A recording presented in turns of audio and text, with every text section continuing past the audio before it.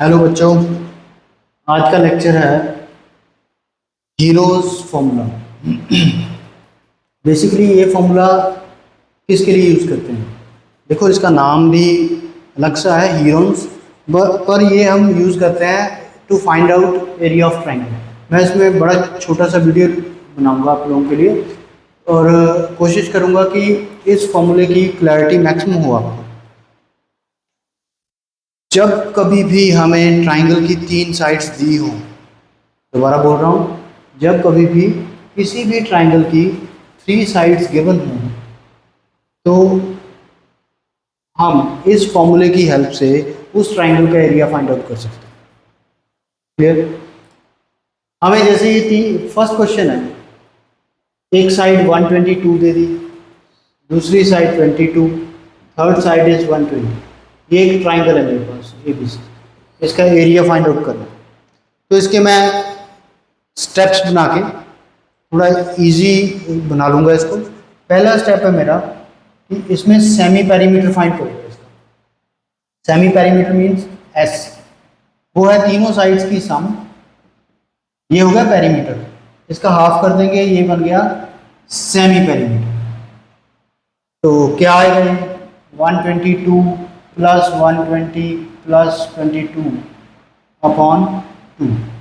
Check करो, ये आ गया 2 to 4, 4 to 6 and 264 upon 2, this is 132 आ गया। ये हमारे पास ऐसा आ गया, ये हमारा पहला स्टेप पूरा हो गया। अब मैं आ रहा हूँ सेकंड स्टेप पे। सेकंड स्टेप में मैं S minus A, S minus B, S minus C, ये 3 फैक्टर्स फाइंड आउट करूँगा। S तो हम 132 निकाल चुके हैं, इसमें से माइनस क्या करना है, A is 122 and B is what. Confuse ना हो तो मैं ये सेकंड सम रब कर देता हूँ। B is what 22, 132 minus 22, C is 132 minus 120। तो यहाँ तक ये आ गया 10 और ये आ गया 110 और ये आ गया 12। ये मेरे पास 3 फैक्टर्स आ गए। क्लियर है? फर्स्ट स्टेप में सेमी पेरीमीटर फाइंड आउट किया, सेकंड स्टेप में ये 3 फैक्टर्स, और थर्ड स्टेप में हम डायरेक्टली फाइंड आउट करेंगे area of triangle, that is A। इसका फॉर्मूला होता है इन सभी फैक्टर्स को S के साथ मल्टीप्लाई कर दो, S के साथ तीनों फैक्टर्स को मल्टीप्लाई करो। जब मैं इनको मल्टीप्लाई करूंगा ये आएंगे 132 इंटू S माइनस A क्या था 10 इंटू 110 इंटू 12, ये 3 हमने इनको मल्टीप्लाई कर लिया। अब इसके बाद जो मेन कहानी आती है, इसको हमने मल्टीप्लाई नहीं करना, बस ये ध्यान रखना। मैं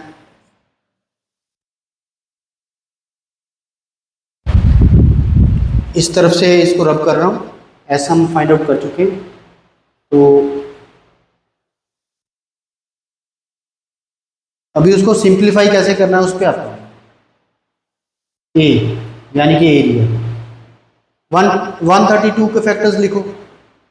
132 के फैक्टर्स क्या आएंगे, 2 पे गया 6 6, फिर 2 पे गया 3 3, फिर 3 पे गया 11।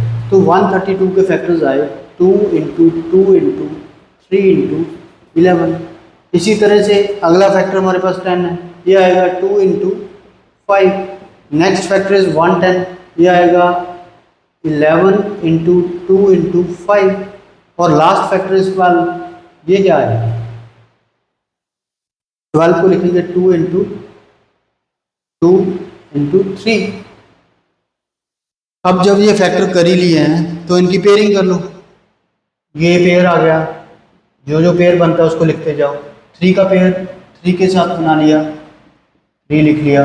11 का पेयर 11 के साथ बना लिया, 11 लिख लिया। और इसी तरह 2 का पेयर 2 के साथ बना लिया, 2। 5 का पेयर 5 के साथ बनाया, 5। और कोई बचा, ये 2 बच गया, ये पेयर 2। हमारा जो है स्क्वायर रूट से ये पेयरिंग होके बाहर आ गए, तो हमारा आंसर बनना चाहिए 2 इंटू 3 6, 6 इंटू 2 12, 12 इंटू 10 120 इंटू 11, सो 1320 ये आंसर आया। इसको चेक कर लेना मल्टीप्लिकेशन को। और ये हमारे पास इतने स्क्वायर यूनिट्स एरिया। देखो अगर जैसे मैंने बोला है उसी तरह उन्हीं स्टेप्स पे काम करोगे तो ये फॉर्मूला, ये हीरोज फॉर्मूला बड़ा इंपॉर्टेंट फॉर्मूला है। इस पे नेक्स्ट टाइम मैं क्वेश्चंस भी दूंगा। बड़ा स्मॉल वीडियो बना रहा हूँ ताकि हेक्टिक ना लगे, मुश्किल ना लगे, ठीक है। इस फॉर्मूले को अप्लाई करना ईजी है। एक जल्दी जल्दी हम एक क्वेश्चन और कर देते हैं इसका। सो बड़ा इजी क्वेश्चन लूँगा मैं। अब की बार मैं साइड्स ले रहा हूँ।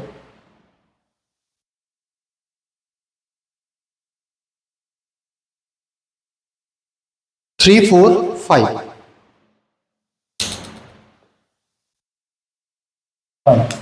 तो इन साइड्स पे हम फिर वैसे ही चलेंगे, वही स्टेप्स हैं हमारे। देखिए तो पहला स्टेप क्या था, सेमी पेरीमीटर। 3 4 5 मेरी साइड्स हैं। Semi perimeter S is equal to A plus B plus C upon 2, तो मैंने ये ऐड किए 3 प्लस 4 प्लस 5 अपॉन 2, ये आ गया 12 अपॉन 2 और ये आ गया 6। अब आगे नेक्स्ट स्टेप पे मैंने s माइनस ए निकालना है, यानी 6 माइनस ए 6 माइनस बी 6 माइनस सी, तो ये आ गया 3, ये आ गया 2, ये आ गया 1।